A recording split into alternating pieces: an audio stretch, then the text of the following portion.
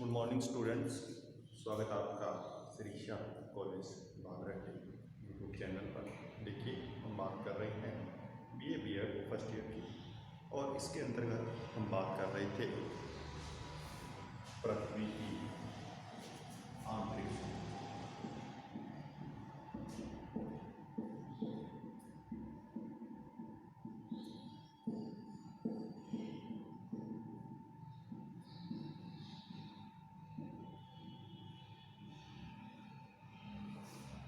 पृथ्वी की आंतरिक संरचना संबंधी हम स्रोतों की बात कर रहे थे। सबसे पहले हमने देखा था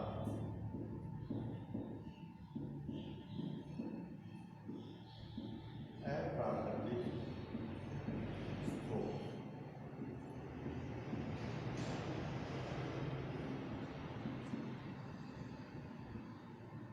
घनत्व, दबाव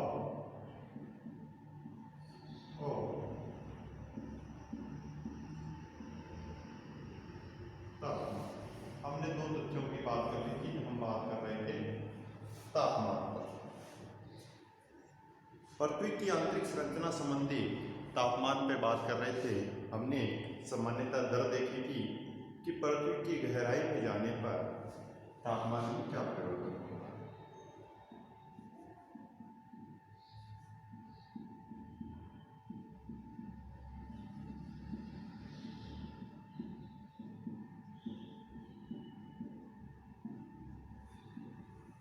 गहराई में जाने पर तापमान क्या है? 32 मीटर की गहराई में जाएंगे, 1 डिग्री टेम्परेचर क्या हो जाएगा? बढ़ जाएगा।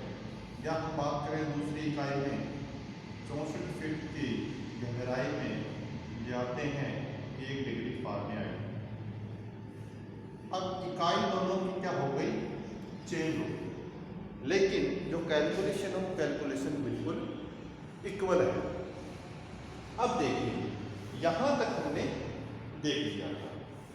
अब अगर ये तापमान की वृद्धि दर इसी प्रकार गहराई में जाती रहेगी तो हम मान के चल रहे हैं 2900 किलोमीटर की गहराई में पृथ्वी का तापमान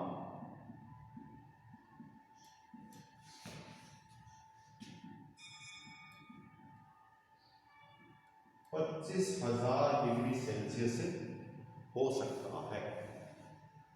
अगर ये वृद्धि दर आप कंटिन्यू मिलेगी तो हो सकता है कि पृथ्वी का जो तापमान है वो लगभग 2900 किलोमीटर की गहराई में क्या हो जाएगा? 25,000 डिग्री सेल्सियस तापमान होना चाहिए।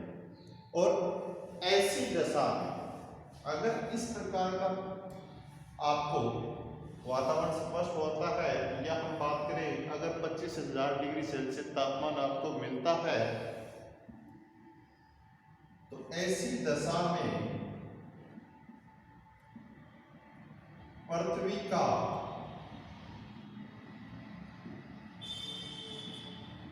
अधिकांशतः भाग कैसा मिलेगा? फिर आप अधिकांशतः भाग पिंगली अवस्था में मिलेगा। जब 25,000 डिग्री सेल्सियस तापमान हो गया है तो वो कैसा होगा आपका? वो अवस्था कैसी होगी? ठोस होगी, तरल होगी, गैसीय अवस्था। आपको तरल अवस्था में मतलब पिघली अवस्था में आपको स्पष्ट होगा, परंतु ऐसा तो नहीं है। ऐसा तो नहीं हो सकता कि वो पिघली अवस्था में पाया जाता है। ठीक है। अब इसके सामने हमें एक तथ्य स्पष्ट होता है। क्या होता है? पिघली अवस्था में नहीं है तो फिर वो ठोस कैसे है? और ऊपर की जो ये दर दे रखी है, ये दर कैसे सही है? ये दर तो सही है, लेकिन ये ऊपर की दर है। आंतरिक गहराई में जाओगे, तापमान में जो वृद्धि दर है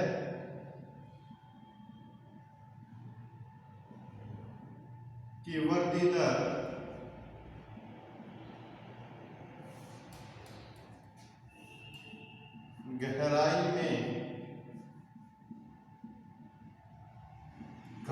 जाती हैं।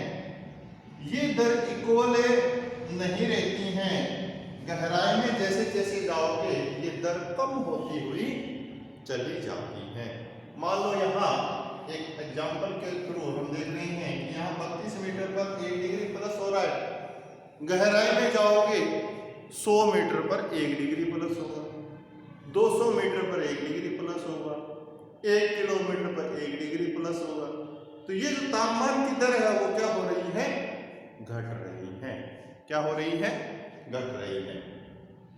अब देखिए ये तापमान की दर घटती हुई प्रतीत होती है। ऊपरी क्षेत्रों में तापमान ज्यादा स्पष्ट होता है। तो हमारा जो कारण है वो कारण क्या है कि ऊपरी क्षेत्रों में तापमान ज्यादा है और गहराई में जाएंगे तापमान की जो दर है वो क्या हो जाएगी? कम। तो देखा जाता है अधिकांशतः आपने सुना होगा रेडियो एक्टिव एलिमेंट्स,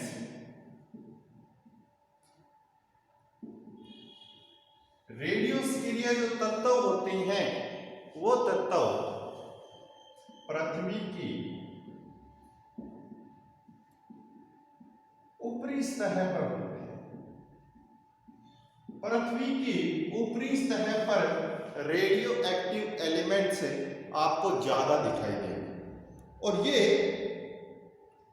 ऊपरी भाग में ज्यादा होते हैं, जिनके द्वारा क्या होती हैं, ये जो तत्व होते हैं ना, एलिमेंट्स होते हैं, इससे क्या है?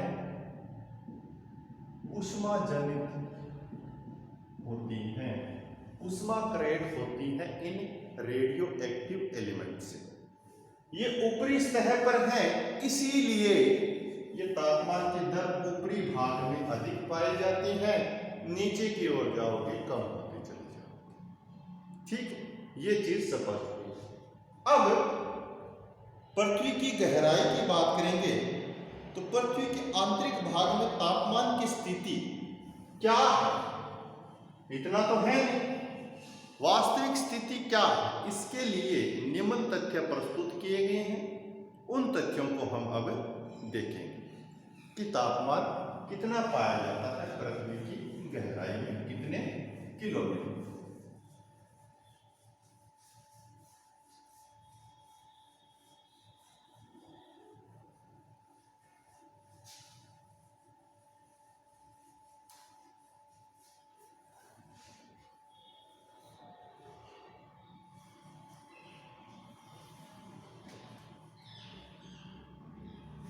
देखिए 100 किलोमीटर की गहराई, 100 किलोमीटर की गहराई में जो पृथ्वी का तापमान है वो तापमान कितना पाया जाता है?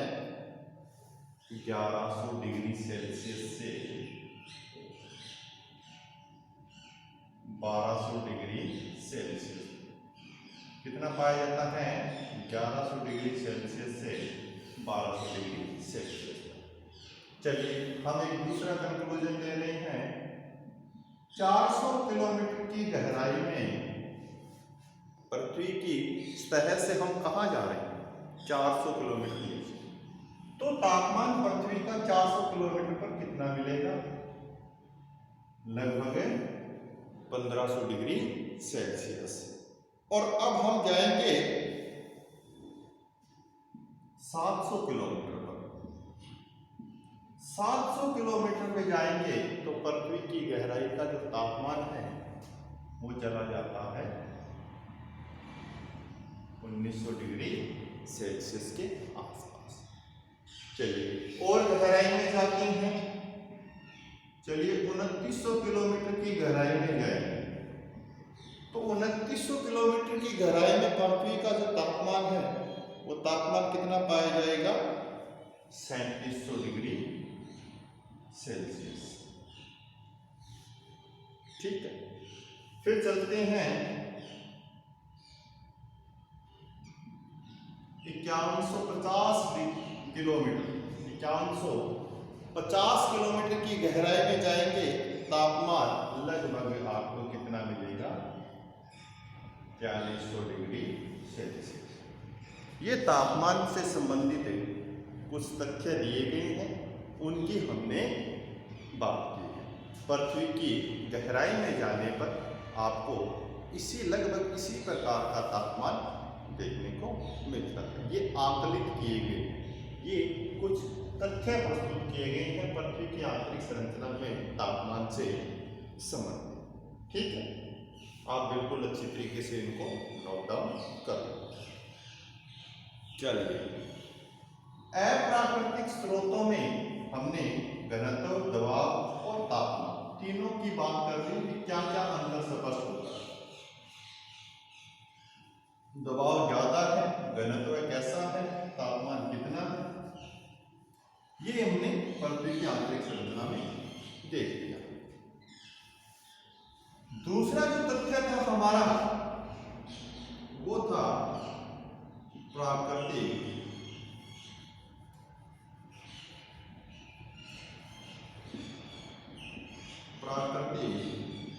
स्रोत।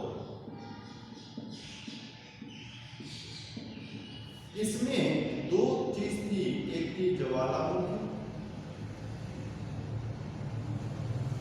और दूसरी थी भूकंप। ठीक, तीसरा जो कार्य था हमारा पृथ्वी की उत्पत्ति संबंधित संकल्पनाएं या उससे संबंधित कोई सिद्धांत की बात करेंगे तो वो था इसमें। ठीक है, तो अब हम इस प्राकृतिक स्रोत को न पढ़कर हम पढ़ेंगे अब पृथ्वी की उत्पत्ति संबंधी संकल्पना। ये जो प्राकृतिक स्रोत है ये पढ़ेंगे हम पृथ्वी की उत्पत्ति संबंधी संकल्पना के बाद। यहां से हमें भूकंप से हमें कुछ स्पष्ट तथ्य प्रस्तुत होते हैं, तो उनको हम थोड़ा सा लास्ट में देखेंगे, इसलिए हमने इसको एक बार छोड़ दिया। अब हम देखने जा रहे हैं कि पृथ्वी की उत्पत्ति संबंधी संकल्पना। देखिए, विभिन्न विद्वानों ने क्या किया कि पृथ्वी की उत्पत्ति संबंधी जो समस्या थी कि भी इसकी उत्पत्ति कैसे हुई है, तो उन समस्याओं के निदान के लिए विद्वानों ने क्या माना कि पृथ्वी की उत्पत्ति का जो मूल रूप है वो मूल रूप क्या हो सकता है, किससे बनी होगी ये पृथ्वी। तो देखिए, तीन चीजें स्पष्ट होती हैं। एक तो है ठोस अवस्था, दूसरा है गैसीय अवस्था, तीसरा है तरल अवस्था। विभिन्न विद्वानों ने पृथ्वी की उत्पत्ति संबंधी समस्या के निदान के लिए उसका जो मूल रूप माना गया, या तो वो मान रहे हैं ठोस हो सकता या गैसीय, इसको क्या बोलते हैं साथ साथ में वायवीय भी बोला जाता है इसको। ठीक है, एक ही बात। या उन्होंने माना तरल अवस्था। इन तीनों में से किसी न किसी एक तत्व को जरूर सम्मिलित किया गया है। अब देखिए, सबसे पहले हमने एक संकल्पना की बात की, ग्रहाणु परिकल्पना। ग्रहाणु परिकल्पना के अंतर्गत क्या देखा गया और ग्रहाणु परिकल्पना किसके द्वारा प्रस्तुत की गई, ये चीजें देखने वाली। तो ग्रहाणु परिकल्पना की बात करेंगे तो एक व्यक्ति थे चैम्बरलिन के द्वारा ग्रहाणु परिकल्पना बताई गई, और इन्होंने क्या बताया कि पृथ्वी का निर्माण, इन्होंने क्या बताया, पृथ्वी का निर्माण ठोस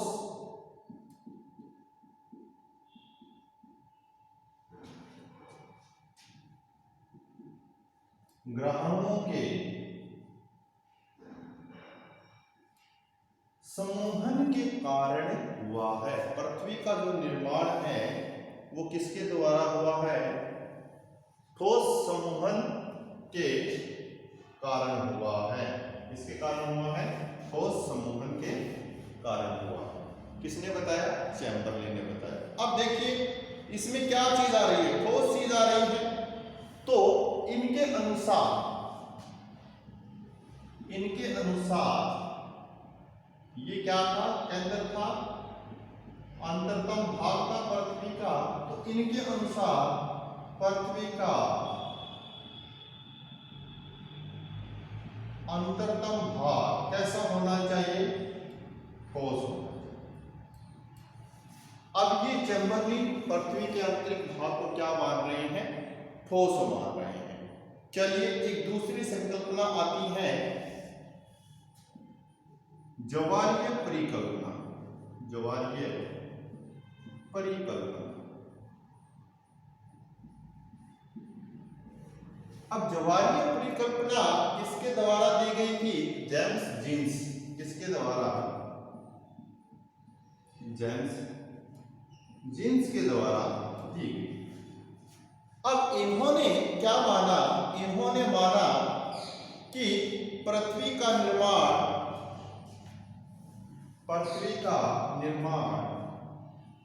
किसके द्वारा हुआ है?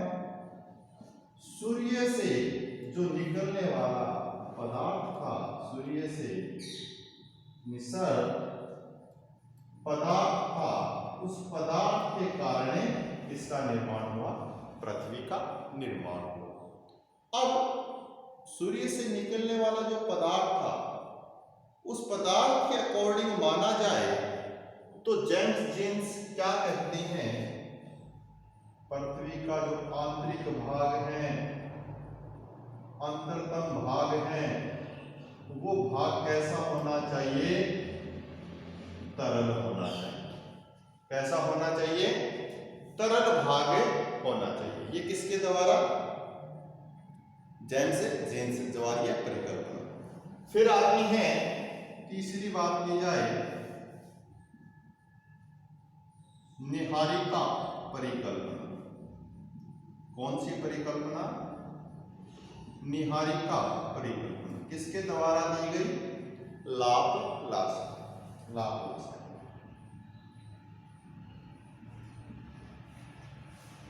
लाप्लास के द्वारा ये परिकल्पना दी गई थी। इन्होंने क्या बताया? इन्होंने पृथ्वी के अंतरतम को क्या माना? पृथ्वी का जो अंतरतम भाग है, लाप्लास ने क्या माना? तरल माना। क्या माना?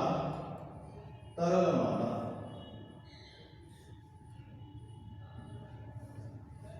अब ये एक कठिनाई सामने आई कि लाप्लास ने पृथ्वी का जो अंतरतम भाग है वो तरल मान लिया, लेकिन यह तथ्य मान लिया जाए तो क्या हो सकती है? अनेक कठिनाइयां। अब कठिनाइयां क्यों होगी? अब इन्होंने क्या माना? इन्होंने माना कि पृथ्वी की जो उत्पत्ति है, पृथ्वी की उत्पत्ति है वो किससे हुई है? गैस से हुई है। और ये परिकल्पना भी कैसी है?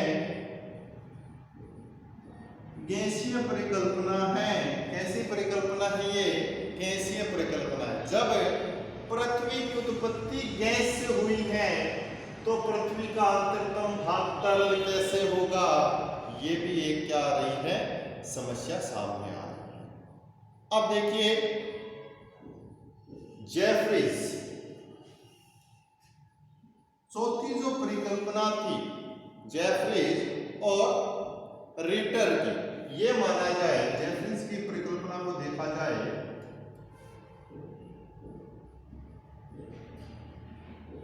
तो इन्होंने क्या माना?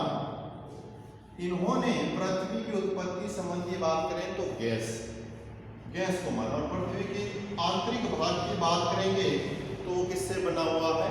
गैस से बना हुआ। अब गैस की की बात करेंगे तो ये एक भ्रामक तथ्य स्पष्ट होता है। अब हमने कहीं ठोस देखा, कहीं तरल देखा, कहीं गैस देखा। स्टार्टिंग में हमने बात की तीन ही तथ्य हैं और तीनों में से कोई सा भी हो सकता है। विभिन्न विद्वानों ने अलग अलग पृथ्वी की उत्पत्ति संबंधी रूप को माना। अब देखिए केवल क्या संभावना बन सकती है, संभावना क्या है, केवल दो ही संभावना बन सकती है कि या तो अंतरतम भाग ठोस हो सकता है और या अंतरतम भाग तरल हो सकता है, गैस हो नहीं सकता। ये भ्रामक तथ्य स्पष्ट होता है। गैस क्या हो सकती है, केवल दो ही संभावनाएं, या तो तरल हो सकता है या ठोस हो सकता है।